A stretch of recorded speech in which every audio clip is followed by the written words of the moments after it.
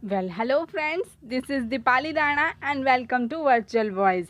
आज से हम एक नई सीरीज शुरू करने जा रहे हैं जिसमें आपको मॉक टेस्ट के थ्रू 10 इम्पॉर्टेंट क्वेश्चंस देखने को मिलेंगे जो आपको हर सब्जेक्ट में मदद करेंगे। अब मेरे कहने का मतलब ये है कि हर सब्जेक्ट के मॉक टेस्ट आपको अब एक सीरीज के साथ देखने को मिलेंगे जिसमें 10 इम्पॉर्टेंट क्वेश्चन सारे ही इम्पॉर्टेंट विद सेलेक्टेड होने वाले हैं। ठीक है, आज की क्लास हमारी फर्स्ट मॉक टेस्ट रहेगी जिसके अंदर आपको हिंदी के मॉक टेस्ट के 10 इम्पॉर्टेंट क्वेश्चंस देखने को मिलेंगे।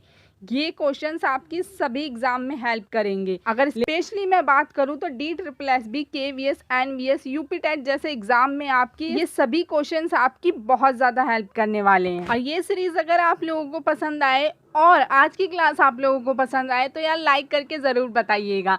साथ ही शेयर करना अपने उन दोस्तों के साथ में जो किसी भी टीचिंग एग्ज़ाम की प्रिपरेशन कर रहे हैं। बाकी ये रहा हमारा टेलीग्राम लिंक, अगर आप लोगों ने अभी तक ज्वाइन नहीं किया है तो यार देरी किस बात की है, जाकर जल्दी से ज्वाइन करो, लिंक डिस्क्रिप्शन बॉक्स में। चलिए फिर फटाफट से आज की क्लास शुरू करते हैं। बाकी कोशिश कीजिएगा मेरे आंसर बताने से पहले आप क्वेश्चन के आंसर नोट कर पाएँ। उसके बाद में 10 में से आपके कितने मार्क्स बनते हैं नीचे कमेंट बॉक्स में ज़रूर कमेंट करके बताना। तो हमारा आज का फर्स्ट क्वेश्चन है, नीलकंठ शब्द है। नीलकंठ कौन सा शब्द है? हमारे ऑप्शंस हैं, रूढ़ शब्द है, योग रूढ़ शब्द है, यौगिक शब्द है या इनमें से कोई नहीं। तो नीलकंठ कौन सा शब्द है? नीलकंठ जो शब्द है इसका राइट ऑप्शन है ऑप्शन नंबर 2, योग रूढ़ शब्द। अब भाई योग रूढ़ कौन से शब्द होते हैं? तो योग रूढ़ वो शब्द होते हैं जिनमें दो अलग अलग शब्द से एक शब्द बना हो। ठीक है, लेकिन किसी भी तीसरे शब्द की बात की जा रही हो।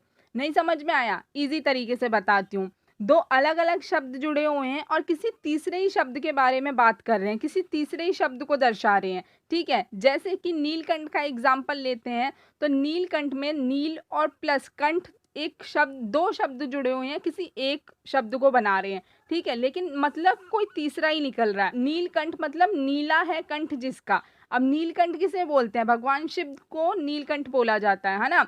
तो नीलकंठ हो गया हमारा योग रूढ़ शब्द। चलिए आगे बढ़ते हैं, बात करते हैं क्वेश्चन नंबर 2 की, भुजंग शब्द का अर्थ। अब भुजंग जो शब्द है उसका अर्थ बताना है। तो ऑप्शन है, ऑप्शन नंबर 1 है गज, ऑप्शन नंबर 2 है दानव, ऑप्शन नंबर 3 है सांप, ऑप्शन नंबर 4 है भुजाएं। तो भाई इसका राइट ऑप्शन है ऑप्शन नंबर 3, सांप।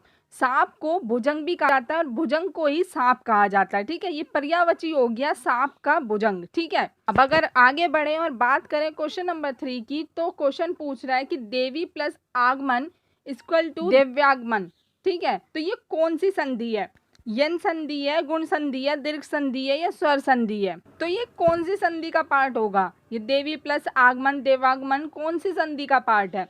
तो ये है यन संधि। ठीक है, देवी प्लस आगमन देवागमन हो गया, मतलब देवों का आगमन। अब एग्जाम में कुछ इसी तरीके के क्वेश्चन देखने को मिलते हैं जहां पर आपसे ये नहीं पूछा जाता कि इसका संधि विच्छेद करें या फिर जो संधि विच्छेद हो रखा है उसको आप किस तरीके से शब्द में तब्दील करेंगे। अब आपसे डायरेक्ट संधि पूछी जाती है कि भाई कौन सी संधि का पार्ट है ये। ठीक है, तो इस टाइप के क्वेश्चन की जितनी हो सके उतनी प्रैक्टिस आप लोगों को करनी चाहिए। बाकी मैं भी मॉक टेस्ट के थ्रू आप लोगों के साथ में ऐसे ही क्वेश्चन डिस्कस करती रहूंगी। चलिए आगे बढ़ते हैं और बात करते हैं क्वेश्चन नंबर 4 की, आंसू, इसका बहुवचन रूप बताएं। आंसू का बहुवचन रूप बताना है आप लोगों को। तो ऑप्शन है हमारे पास, ऑप्शन 1 है आंशुरु, ऑप्शन 2 है आंसुएं और ऑप्शन 3 है आंसू और ऑप्शन 4 है अक्ष। तो इसका आंसू शब्द का बहुवचन क्या होगा? इसका राइट आंसर है ऑप्शन नंबर 3, आंसू। क्योंकि ये जो शब्द है ना आंसू, इसका एक वचन और बहुवचन दोनों ही आंसू ही पढ़ा जाता है। ठीक है, बात करते हैं क्वेश्चन नंबर 5 की, स्वागत शब्द का सही संधि विच्छेद पहचानना। तो हमारा ऑप्शन है स्वा प्लस गत। दूसरे ऑप्शन की अगर बात करें तो सु प्लस आगत। ऑप्शन नंबर तीसरा है स्व प्लस आगत और लास्ट है सु प्लस वागत। तो इसका राइट ऑप्शन क्या होगा?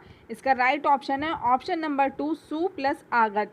अगर स्वागत का संधि विच्छेद किया जाए तो सु प्लस आगत उसका करेक्ट संधि विच्छेद होगा। आगे बढ़ते हैं क्वेश्चन नंबर 6, चपल शब्द का उचित विलोम शब्द बताएं। जो शब्द है चपल उसका विलोम शब्द क्या होगा? ऑप्शन है अचल, गंभीर, स्वात्वर या महान। तो जो शब्द है चपल, इसका उचित विलोम शब्द बताना है। तो इसका राइट आंसर है ऑप्शन नंबर 2 गंभीर। क्यों? क्योंकि जो चपल शब्द में दिया गया है उसका मतलब होता है चंचल, और चंचल का अगर विलोम शब्द अगर इन ऑप्शंस में से हम देखेंगे तो उसका राइट जो ऑप्शन होगा वो गंभीर ही होगा। चलिए अब बात करते हैं क्वेश्चन नंबर 7 की। निम्नलिखित में से विलोम शब्द का कौन सा युग्म सही नहीं है? जो सही नहीं है वो बताना है, कौन सा पेयर सही नहीं है। ऑप्शन नंबर 1 है निंदा स्तुति, ऑप्शन नंबर 2 है संग असंग, ऑप्शन नंबर 3 है अनवत नत, ऑप्शन नंबर 4 है आकाश और धरती। अच्छा, एक बात और, इस क्वेश्चन में थोड़ा सा मिस्टेक हो गया। यहाँ पर आंसर सिर्फ एक ऑप्शन में नहीं है, ऑप्शन 2 ऑप्शन इसके करेक्ट होंगे। मतलब कि जो युग्म सही नहीं है वो 2 युग्म सही नहीं है। एक तो है तीसरा जो अनवत नत है वो वाला गलत युग्म है, और ऑप्शन नंबर 4 आकाश और धरती। क्योंकि यहाँ पर पूछा ये गया है कि कौन सा जो पेयर है उसका विलोम शब्द करेक्ट है उसके साथ में। अगर बात करें तीसरे ऑप्शन की तो अवनत का जो विलोम शब्द होगा वो होगा उन्नत, और बात करें चौथे ऑप्शन की तो आकाश का उल्टा जो होगा वो होता है पाताल।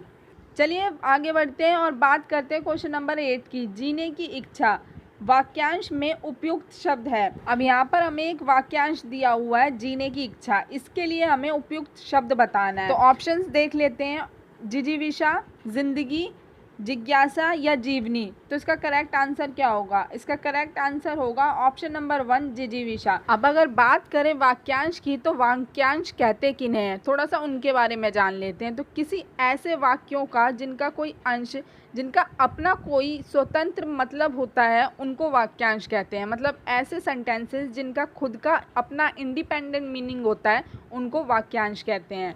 ठीक, अगर एक और एग्जाम्पल के साथ में समझा जाए तो जैसे हम कह नहीं देते भाई जिसे भले बुरे का बिल्कुल भी ज्ञान ना हो तो उसे क्या कहा जाएगा?